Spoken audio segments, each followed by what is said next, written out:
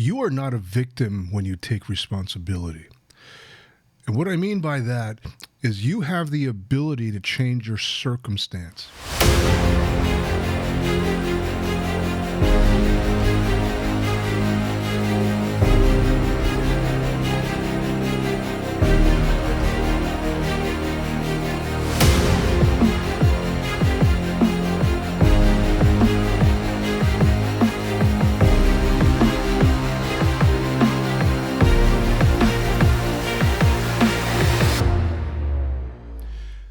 This is Dr. Spencer Coaches. Today I'm going to talk to you about taking responsibility and getting out of victimhood.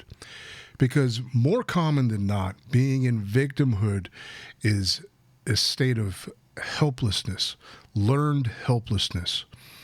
The answer, the solution can be right in front of you, and you just refuse to take it, to accept it, to integrate it.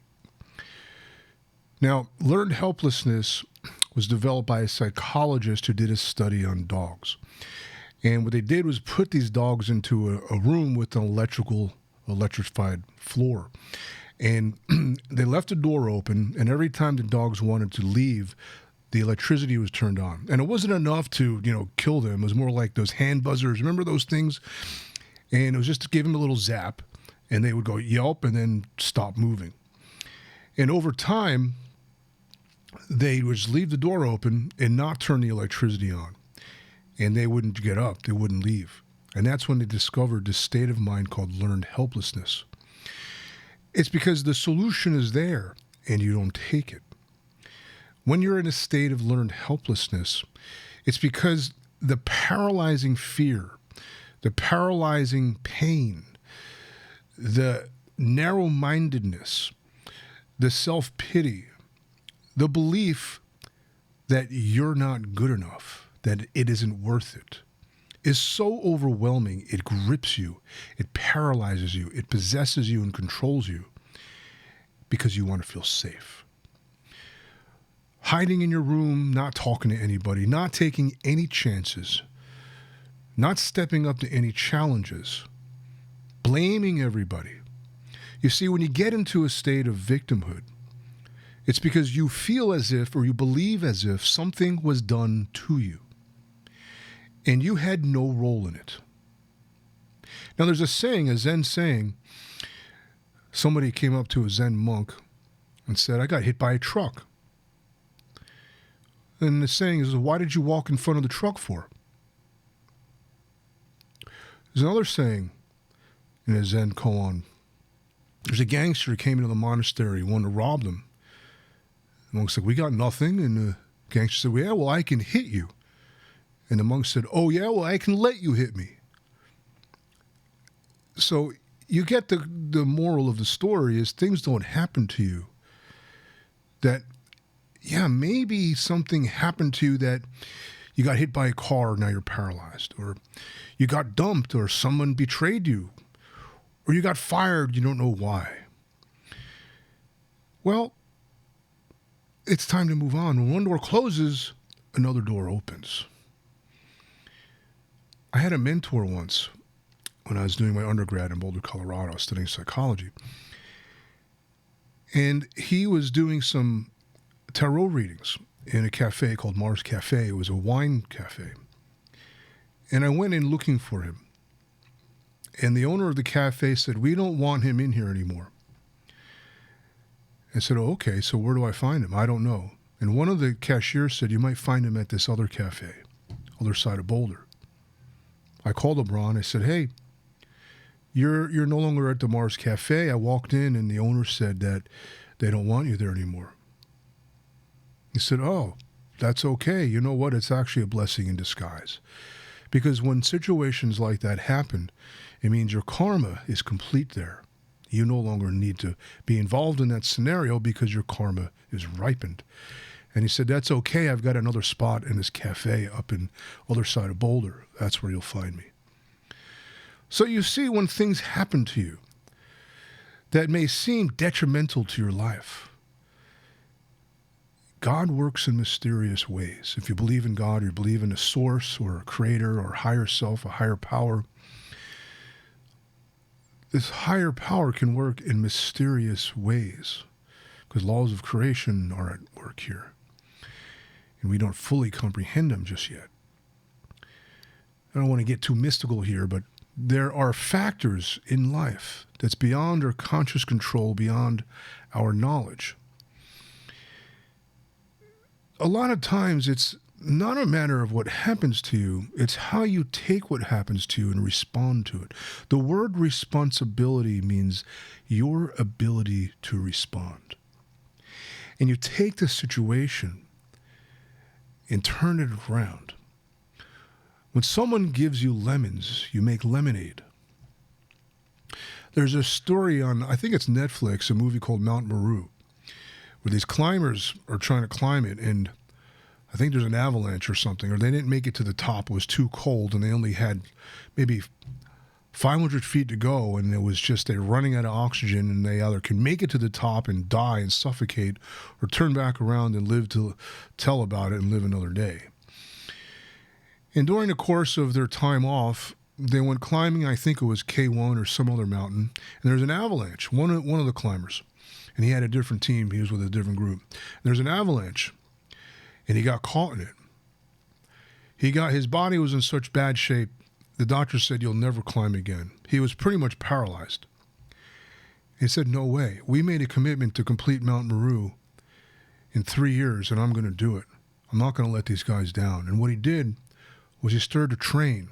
He started working out, lifting weights, doing all kinds of workouts. And it shows the movie, and now this is just a portrayal, but it shows the struggle he went through, the pain, the torment that he had to endure to get his body back into shape.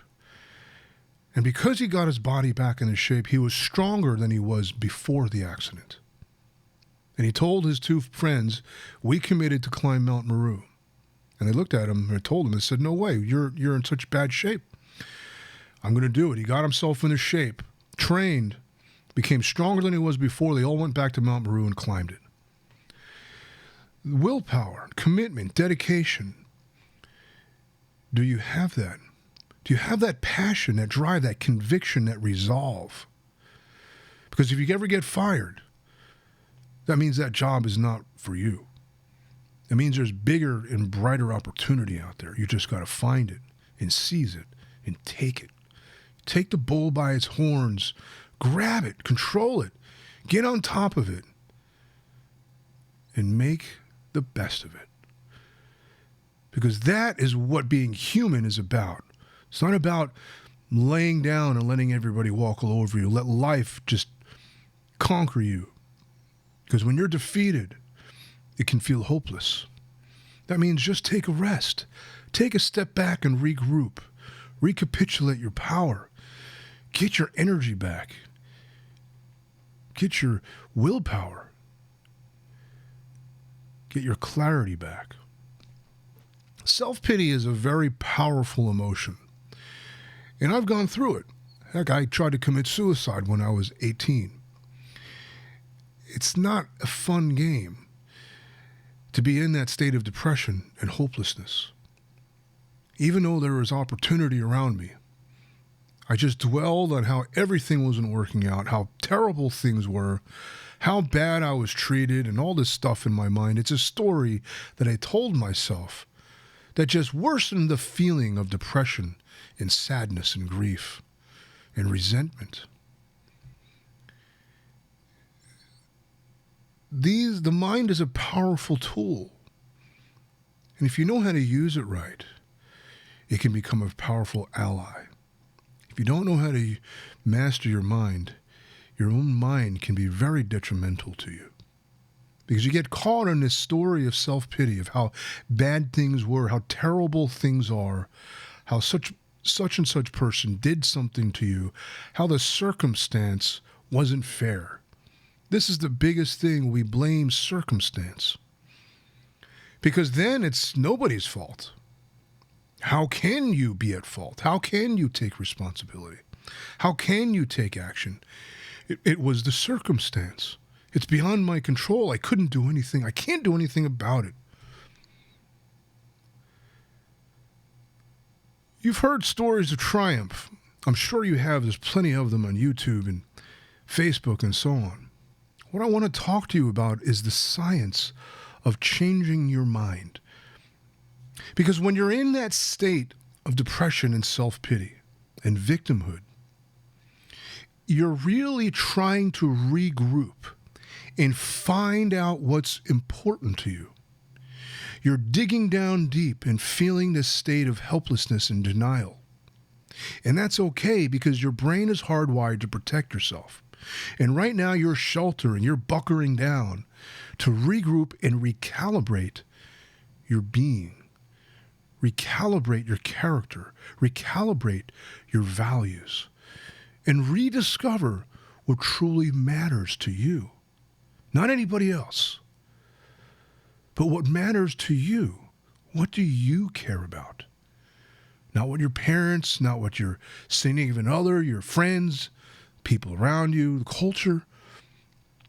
What's important to you? What do you care about deeply? What do you want to do with your life with regards to your own fulfillment, independent of anybody else's expectations?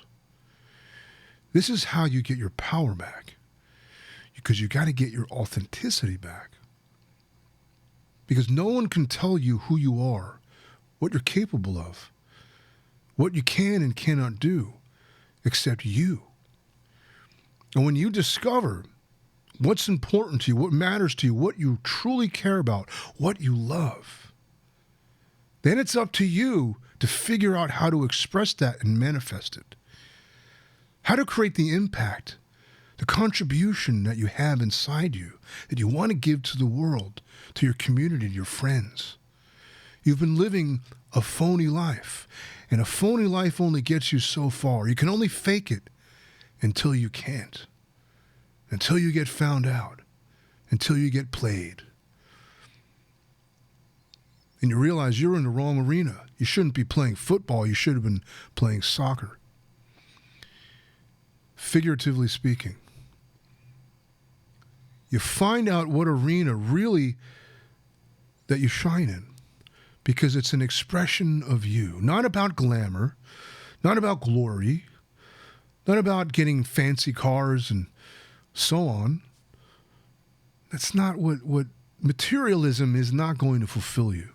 If you haven't discovered that, well, that's fine. I mean, nothing wrong with having nice things. I'm not trying to say it's wrong to be wealthy or have abundance.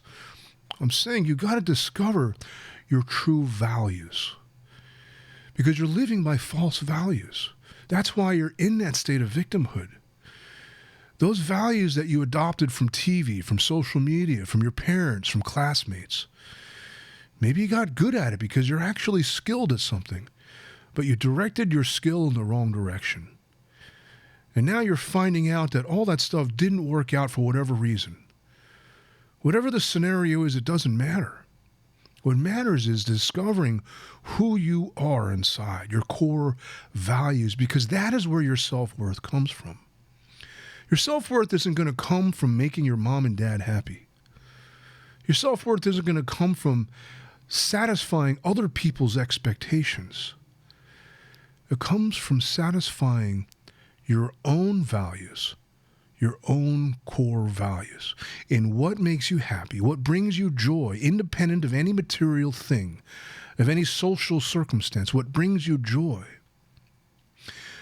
what really matters to you, and how to develop the skills to manifest what really matters to you. Perhaps, maybe arithmetic doesn't matter to you, but you're just good at it. Well, it means you're very logical and you have very smart and very intelligent.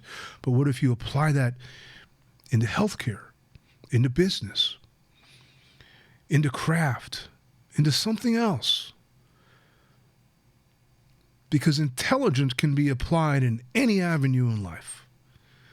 That's the one thing about intelligence that makes intelligence really special with regard to true intelligence is applied in any situation. It's not just memorizing specific terms. It's being able to comprehend a scenario and see the problem and see the solution simultaneously. With regard to what's important to you. Maybe feeding people is important to you. Go to school and become a chef. Start a soup kitchen. Make videos like this. It's up to you to discover that by trying different things. And when you feel that spark of light inside of your heart that goes, aha, and you feel the sense of you're lighter inside. You're not heavy and weighed down with this pity and depression. And all of a sudden you feel lighter. You feel a sense of joy and aha, you're light, your eyes open up. And you discover what inspires you to be alive. Read about different subjects. Try different things. Explore. You don't have to get dedicated to everything you do. You dabble here and there until you discover what you truly love about life and what truly matters to you. I can help you discover that because deep down inside, you already know. You just don't know how to find it. Because when you discover this true value, this joy, this natural joy for living inside of you, and what really matters in life, what contribution you want to give, and what's marketable, what will someone pay you for, you can find a great livelihood, a great hobby even, maybe a side project that truly brings you fulfillment and satisfaction and freedom. Freedom from the stress and demands that people have placed upon you and you've been living by. When you find that, well, that's for you to discover. This is Dr. Spencer Coaches. If you have any questions, go ahead and leave a comment below. My contact information will be below this video. Thank you so much for listening. I sure hope that helps.